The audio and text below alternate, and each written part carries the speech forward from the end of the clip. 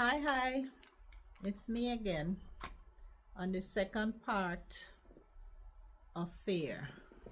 Now, in my first video, I dealt with the emotion of fear, the thief that can handicap us or seize our bodies, our mind, mentally, physically, and emotionally, so that we don't pursue our goals or agendas.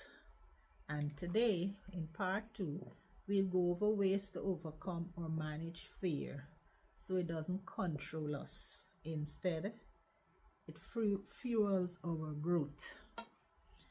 Now, in number one, you can shift your perspective. What you can do in shifting this perspective is naming that fear. Write it down. What is it you're afraid of? Naming it reduces its power. So you sit down in your quiet moment and you make a list of all that you're fearful of. And once you name it, you know to address it. You can ask, what's the worst that could happen?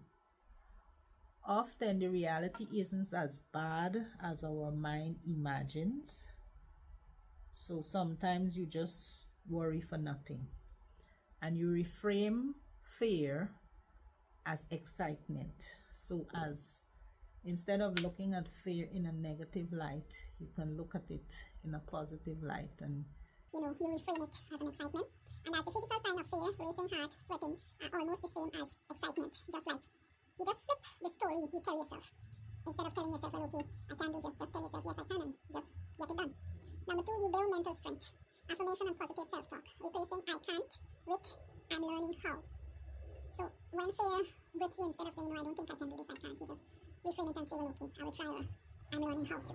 And visualization. Imagining yourself facing the fear successfully. For example, athletes use this all the time. Fear and mindfulness is another point. Prayer, meditation, or grounding techniques help calm inner storms.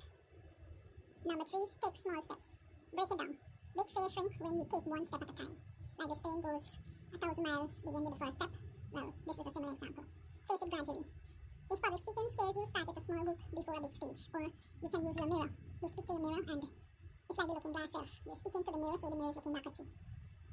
And you celebrate progress. Every small win rewires your brain to see courage instead of panic. It's like taking baby steps. You're doing it one step at a time. And number four, strengthen your body. Breathe. You can use the breathing technique.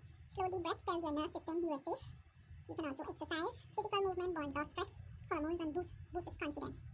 Rest and nutrition. A strong body makes fear easier to manage. And you can seek support.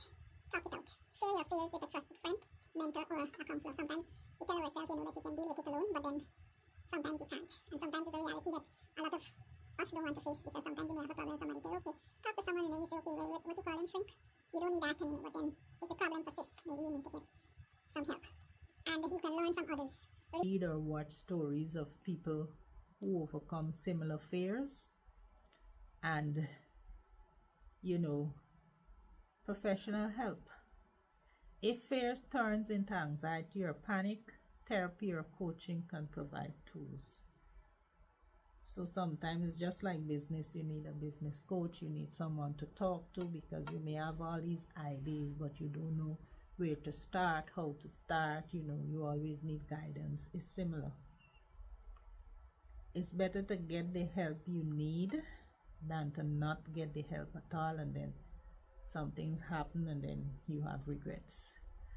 And this is my key reminder to you. Courage doesn't mean you're never afraid. It means you move forward despite fear. Fear shrinks when faced, but grows when avoided. So take courage in the face of fear, because remember, fear is just an illusion. And you can follow me on IG at I.am Simone Irving, or on Facebook at Sensational Design and Events Planning LLC. Now, thank you for watching, and I know this would resonate with a lot of persons. You can leave your feedback and let me know what you think, or even share your thoughts of some things I may not know, or we can all share so that each other can learn. So until next time, thank you for watching.